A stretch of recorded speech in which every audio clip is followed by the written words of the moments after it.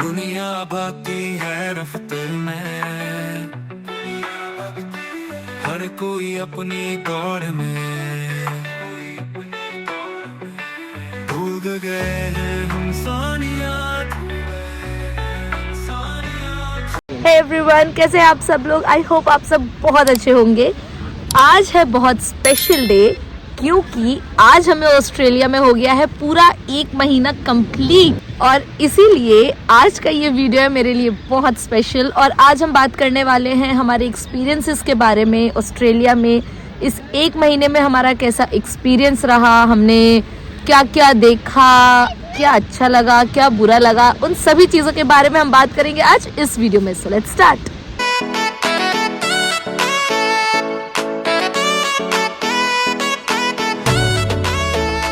तो अपना experience share करने के लिए हमारे साथ हैं अमर। सबसे पहले हम बात करते हैं कि हमारा ऑस्ट्रेलिया का फर्स्ट इम्प्रेशन कैसा था। जब हम यहाँ पे लैंड किए तो हमें कैसा लगा था, क्या इम्प्रेशन था ऑस्ट्रेलिया का? ठंडा, कोल्ड। हाँ, क्योंकि हम लोग आए थे यहाँ पे पीक विंटर्स में। जून जुलाई में यहाँ पे पीक विंटर्स होता है, तो हम लोग क्योंकि इंडिया में उस वक्त पीक समर्स था तो हम लोग गर्मी से बिल्कुल सर्दी में आ गए थे। और यहाँ आते ही जो ट्रांजिशन हुआ था वेदर का वो थोड़ा शॉकिंग था। सर्दी में बारिश। हाँ राइट। यहाँ पे एक्चुअली क्या होता है, यहाँ पे मैंने आपको पहले भी अपने वीडियोस में बताया कि यहाँ पे सर्दी के साथ बारिश भी होती है प्लस विंडी भी होता है। तो यहाँ का जो विंटर है वो इंडिया के विंटर से काफ़ी डिफरेंट है। अच्छा, तो जब हम यहाँ पर आए थे शुरू के 1 हफ्ता कैसा लगा हमें यहाँ पर? कुछ समझ में ही नहीं आया। तो मतलब ठंडी इतनी थी, बाहर निकलने में थोड़ा सा लगता था कहाँ निकले। बारिश होती थी कंटिन्यूस, पूरा ग्लूमी था, सन दिख ही नहीं रहा था। 1 हफ्ता पूरा ऐसे निकला हमारा। और फिर एक्चुअली हमें शुरू में समझ नहीं आ रहा था कि यहाँ पे कब मॉल्स या फिर शॉप्स खुले रहते हैं, कब बंद हो जाते हैं। यहाँ पे जनरली 5 बजे सब बंद हो जाता है। सिर्फ के मार्ट, कोल्स, ये जो बड़े बड़े स्टोर्स हैं ये खुले रहते हैं और वो भी ये सिर्फ मंडे टू फ्राइडे खुलते हैं। तो हमें समझ ही नहीं आ रहा था कि यार घर का सामान लेने कब जाएं कब नहीं जाएं। प्लस हमारे पास गाड़ी भी नहीं थी तो हमें कैब से जाना रहता था। बच्चों के साथ कैब में बड़ी दिक्कत होती है। यहाँ पे आपको यहाँ पे चाइल्ड सीट कंपलसरी है। और इंडिया में तो हम बिना चाइल्ड सीट की भी काम चला लेते थे। यहाँ पे जो ऊबर चलते हैं चाइल्ड सीट नहीं रखते हैं, तो अगर कभी भी आप ऊबर करते हो तो आपको चाइल्ड सीट खुद ही मैनेज करना पड़ेगा। तो हमने अलग से खरीद ली थी अनुज के लिए, लेकिन फिर वही है कि हर जगह वो चाइल्ड सीट लेके हमको घूमना पड़ता था। हाँ, ये बहुत बड़ी प्रॉब्लम थी क्योंकि उस चाइल्ड सीट का साइज़ भी काफ़ी बड़ा है, क्योंकि वो 7, 8, 9 साल तक के बच्चे उसको पहन सकते हैं, उस चाइल्ड सीट के ऊपर बैठ सकते हैं, सॉरी। तो इसीलिए वो बहुत डिफ़िकल्ट हो जाता था। जैसे ही कैब से उतरो तो अपनी चाइल्ड सीट भी निकालो और फिर उसको कैरी करके सब जगह घूमो। तो शुरू के 1-2 हफ्ते तो हमारे कैसे निकल गए हमें पता ही नहीं चला, क्योंकि हमें घर सेट करना था, घर का सामान लाना था, डस्टबिन हो गया, सब्जियां हो गई, फ्रूट्स हो गई। हमें चीज़ें एक्सप्लोर करने में ही अभी भी हमने पूरी तरह से एक्सप्लोर नहीं किया है एडिलेड को, राइट? अभी भी 1 महीने में हम मुश्किल से आज दूसरा बीच है जहाँ पे हम लोग आए हैं दूसरी बार। तो शुरू के हमारे 2-3 हफ्ते तो फिर भी जैसे तैसे निकल गए थे, पर क्योंकि यहाँ पे बारिश कभी भी हो जाती है, कोई भरोसा नहीं है वेदर का, तो हमें लगा यार ऐसे तो नहीं चलेगा। और प्लस यहाँ पे सबसे इम्पॉर्टेंट ये है कि जब आप जॉब ढूंढते हो यहाँ पे, तो जॉब में उसी को प्रायोरिटी मिलती है जिसके पास उनका पर्सनल व्हीकल हो। तो यहाँ पे कार तो लेनी ही पड़ती है, चाहे आप जल्दी लो या लेट लो, लेकिन आपको लेनी पड़ेगी, बिना उसके काम नहीं चलेगा, क्योंकि कैब भी महंगी पड़ती है। और शुरू में आते हैं तो हमारा खर्चा भी इंडियन रुपीज़ में ही हो रहा था। तो हमने फिर अल्टीमेटली हमने कार ली, सेकंड हैंड कार। वो हमने कैसे ली, कहाँ से ली, उसके लिए मैं एकदम सेपरेट वीडियो बनाऊंगी, सारा डिटेल वीडियो उसमें बताऊंगी। अभी कैसा लग रहा है, अभी इतने दिनों के बाद, इतने हफ्ते के बाद अब ऐसा लग रहा है कि हाँ यहाँ रह सकते हैं? इमोशंस क्या अप्स एंड डाउन्स हुए? हाँ, यहाँ पे तो इंडियंस तो बहुत हैं यहाँ पे भी। हर जगह आपको इंडियंस नज़र आ जाएंगे। तो ऐसा लगता नहीं है कि मतलब आप यहाँ पे नहीं रह सकते, रह तो सकते हैं ऑब्वियसली आप। बस ये कि हमारी जो आदत है इंडिया में कि घर से निकले, गाड़ी उठाई और दुकान चले गए, पड़चनी पे चले गए सामान लेने के लिए, यहाँ पे ऐसा नहीं होता। यहाँ पे आपको मार्ट में जाना पड़ेगा, प्रॉपर गाड़ी लेके जाना पड़ेगा। वैसे शॉप्स नहीं है यहाँ पे कि आप घर से निकल गए, स्कूटी उठाई बिना हेलमेट के, जाके अपने फटाफट लेके आ जा रहे हैं, गली के मोहल्ले में लेके आ जा रहे हैं। यहाँ पे ऐसी शॉप्स नहीं मिलती है। तो यहाँ पे जब हम लोग आए थे तो उस वक्त तो बहुत अच्छा लग रहा था, क्योंकि नई नई जगह थी, नए नए लोग थे। जनरली इंडिया में फॉरेनर्स देखने के लिए गोवा जाना पड़ता था। यहाँ तो घर से निकलने की भी ज़रूरत नहीं, आप विंडो पे खड़े हो जाओ, आपको ऐसे ही घूमते फिरते दिख जाते हैं। तो लोग पूछते भी थे कि कैसा लग रहा है, तो मैं सबको यही बोलती थी कि ऑब्वियसली अच्छा लग रहा है, because we are living our dream. हर किसी को ये मौका नहीं मिल पाता है बाहर सेटल होने का, हमें मिला है तो ऑब्वियसली अच्छा लगेगा। शुरू में तो अच्छा लगा, बट पर फिर धीरे धीरे जैसे जैसे दिन निकलने लगे वो एक्साइटमेंट लेवल भी डाउन आने लगा। और बीच में कुछ दिन ऐसे भी आए जब लग रहा था कि यार कहाँ आ गए, क्यों आ गए, अपनी कंफर्टेबल लाइफ छोड़कर। कई बार क्वेश्चंस भी आए मन में कि हमारा जो डिसीजन था वो सही था या गलत था। बट देन सेकंड थॉट ये है कि जब इतना हो ही गया, जब यहाँ तक आ ही गए तो गिव अप भी क्यों करना। तो यहाँ पर ना यार देखो, हर दिन एक जैसा नहीं होता है, कभी बहुत अच्छा भी लगता है, कभी बहुत बुरा भी लगता है। एक्चुअली प्रॉब्लम ये है कि हमें इंडिया में आदत है चहल पहल की, अब यहाँ पे वो चहल पहल होती नहीं है। जनरली सबअब्स में तो नहीं होती है चहल पहल, देखनी है तो फिर सिटी साइड में जाओ और वहाँ पर रहो। सिटी में एक्चुअली घर बहुत महंगे होते हैं यहाँ पे, तो जनरली लोग सबअब्स ही प्रेफर करते हैं रहने के लिए, क्योंकि यहाँ चहल पहल नहीं होती है। तो कई बार ऐसा लगता है कि यार फैमिली को मिस कर रहे हैं या फ्रेंड्स को मिस कर रहे हैं या उन पड़ोसियों को मिस कर रहे हैं जिनके घर हम शाम को जाके चाय पीते थे।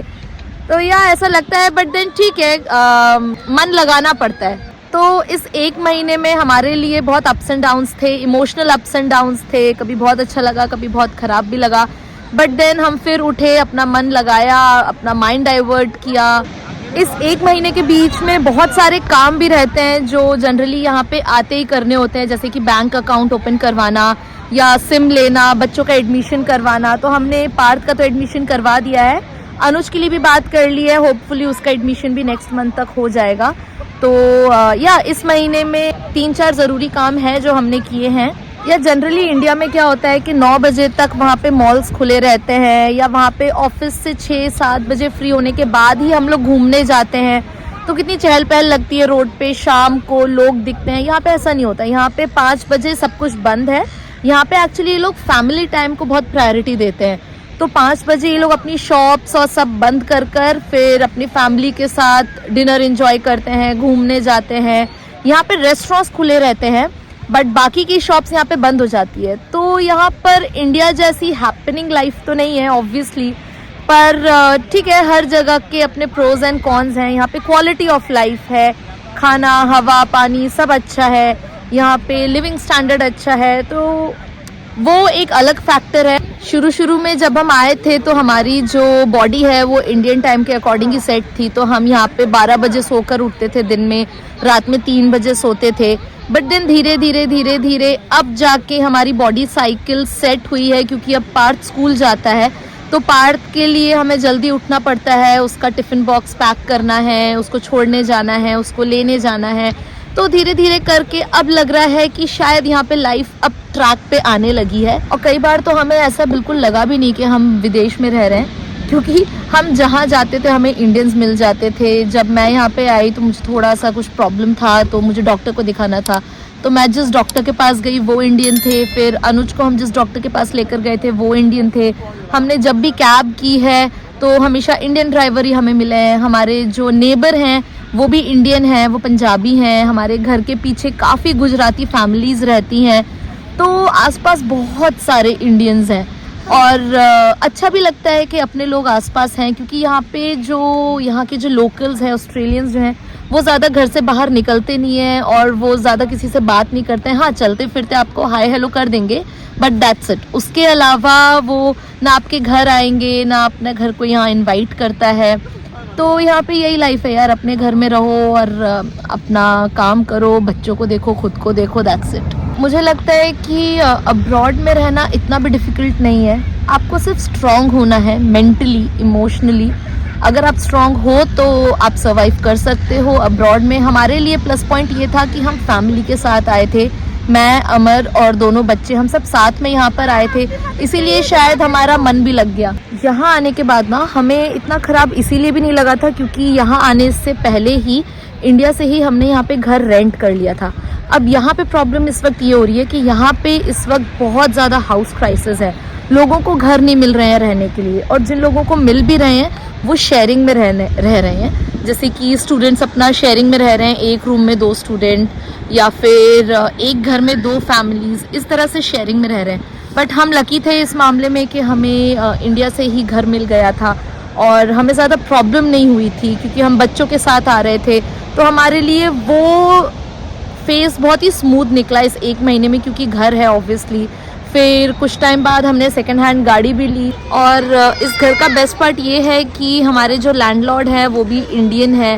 तो कुछ भी प्रॉब्लम होता है या कुछ भी हमें इश्यूज होते हैं तो वो समझते हैं उन प्रॉब्लम्स को, क्योंकि ऑब्वियसली इंडियन है। जब वो आए थे तो उन्होंने भी सेम फेस किया था, तो या that was easy for us. तो हमारा यहाँ पर 1 महीने का एक्सपीरियंस काफ़ी मिक्स था। बहुत इमोशंस फ्लक्चुएट हुए। आपके जो भी फ्रेंड्स भी हैं या जो नोन भी हैं वो भी इतना टाइम नहीं दे पाते हैं, क्योंकि सब वर्किंग होते हैं यहाँ पर। डिपेंड करता है कि आप कितना ओपन माइंडेड हैं यहाँ पे आके, क्योंकि घर का कंफर्ट जोन छोड़ के आप दूसरे देश में आते हो तो ऑब्वियसली दिक्कत तो होती है, बहुत दिक्कतें हैं, कल्चरल डिफरेंसेस हैं यहाँ पे। और एक बहुत बड़ा डिफरेंस यहाँ पे ये है कि इंडिया में आपको घर में कुछ भी मतलब प्लम्बर का काम है या इलेक्ट्रिशियन का काम है तो एक कॉल पे आपके पास आदमी यहाँ पे अवेलेबल हो जाता है। यहाँ पे लेकिन उसके लिए आपको बहुत दिक्कत होती है। यहाँ पे आपको अपॉइंटमेंट लेना पड़ता है बंदे को, क्योंकि जो यहाँ पे ट्रेडीज़ होते हैं वो बहुत बिजी रहते हैं और बहुत हाई डिमांड में रहते हैं। उनका घर पे आने का चार्ज ही कुछ $50-60 वो कर लेते हैं, तो उसमें बड़ी दिक्कत होती है। अगर आपको घर में एक नॉर्मल इलेक्ट्रिकल कनेक्शन भी करना है तो आप वो नहीं कर सकते। जैसे इंडिया में हमको मिलता है ना कि मिस्त्री तुरंत मिल जाता है, यहाँ पे ऐसे मिस्त्री नहीं मिल पाते। यहाँ पे मिस्त्री जो लोग होते हैं उनको ट्रेडीज़ बोलते हैं और वो बहुत हाई डिमांड में रहते हैं, वो इतनी आसानी से मिलते भी नहीं है यहाँ पे। हम लोग इंडिया में जो है घर के इलेक्ट्रिकल कनेक्शन खुद से ही कर लेते थे, तार यहाँ से वहाँ डाल देना, ये सब करना वो सब करना वो खुद ही कर लेते थे। यहाँ पे आप अलाउड ही नहीं हो करने के लिए। इवन जिस घर में हम लोग रहते हैं वहाँ पे भी लैंडलॉर्ड ने हमको साहब बोला कि आप सर्टिफाइड नहीं हो सब काम करने के लिए, तो आप कर नहीं सकते काम। उसके लिए आपको ट्रेडीज़ पर डिपेंडेंट होना पड़ता है, और ट्रेडीज़ की आपको जो डेट्स मिलती हैं वो 3 हफ्ते बाद 4 हफ्ते बाद ऐसे मिलती है। तो ये बड़ी दिक्कत होती है। आपको छोटा सा काम भी कराना है तो आपको वेट करना पड़ता है। एक और बात हम बताना भूल गए, इट्स अबाउट फूड। यहाँ का खाना और इंडिया का खाना बहुत फ़र्क है। अभी हम लोगों ने ये ऑर्डर किया अनियन पकौड़ा और ये है स्प्रिंग रोल्स। अब ये देखने में तो पकौड़ा जैसा ही लग रहा है, लेकिन टेस्ट हमारे जो इंडिया का टेस्ट हो यहाँ पे अभी तक तो हमको मिला नहीं। हमने काफ़ी यहाँ पे रेस्टोरेंट भी हमने एक्सप्लोर करे, खाना बाहर खाया। इंडिया का जो टेस्ट है वो यहाँ पे हमको कहीं नहीं मिल पा रहा। इवन इंडियन रेस्टोरेंट्स पे हम लोग जाते हैं तो वहाँ पे भी जो खाना है वो उससे अच्छा खाना तो हमको घर पे बनाना पड़ता है। ऑथेंटिक इंडियन टेस्ट नहीं है यहाँ पे, जो वहाँ पे रेस्टोरेंट में मिलता है अपने इंडिया के रेस्टोरेंट में, यहाँ पर वो नहीं है। क्योंकि यहाँ पे जनरली जो इंडियन रेस्टोरेंट होता है वो यहाँ अंग्रेज़ों के हिसाब से खाना बनाता है, तो वो लेस स्पाइसी होता है, थोड़ा मीठा रहता है, थोड़ा फीका सा रहता है, क्योंकि अंग्रेज़ जनरली इतना ज़्यादा स्पाइसी नहीं खाते हैं। तो यहाँ का जो इंडियन खाना अभी तक हमने खाया है रेस्टोरेंट में वो प्रॉपर ऑथेंटिक इंडियन हमें अभी तक कहीं नहीं मिला। तो कभी मन भी करता है कि डोसा इडली खाओ तो घर में ही बनाना पड़ता है यहाँ पर। तो अगर इंडियन खाना खाना है तो घर में बनाओ, घर में खाओ। एक और एक्सपीरियंस जो मैं शेयर करना भूल गई थी वो था मेड से रिलेटेड। इंडिया में हमारे पास मेड रहती है, एटलीस्ट मेरे पास थी वहाँ पे इंडिया में मेड। झाड़ू पोछा और बर्तन के लिए मेरे घर पे मेड आती थी, तो थोड़ा काम इजी हो गया था, क्योंकि वहाँ पे मैं फिर बच्चों की पढ़ाई पे ध्यान दे पाती थी, घर के बाकी कामों में ध्यान दे पाती थी, अपनी व्लॉगिंग वगैरह पे ध्यान दे पाती थी। अब यहाँ आने के बाद क्योंकि हाउस हेल्प यहाँ पे बहुत महंगा है, तो हर कोई जनरली नहीं लगाते हैं यहाँ पे मेड वगैरह, और लोग खुद ही करना प्रेफर करते हैं।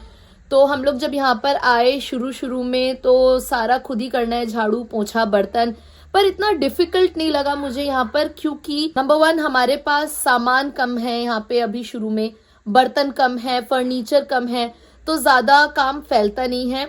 नंबर 2 यहाँ पे हम लोग थोड़ा थोड़ा करके कर लेते हैं, लाइक बर्तन दिन में 2 बार 3 बार धो लिया तो इतना ज्यादा काम नहीं फैलता है, बच्चे ज्यादा गंदगी मचाते नहीं हैं। नंबर 3 हमारी जो भी ड्यूटीज हैं घर की रिस्पॉन्सिबिलिटीज, वो मैं और अमर हम दोनों ने डिवाइड कर लिया और हम दोनों मिलकर वो रिस्पॉन्सिबिलिटीज कर रहे हैं घर की।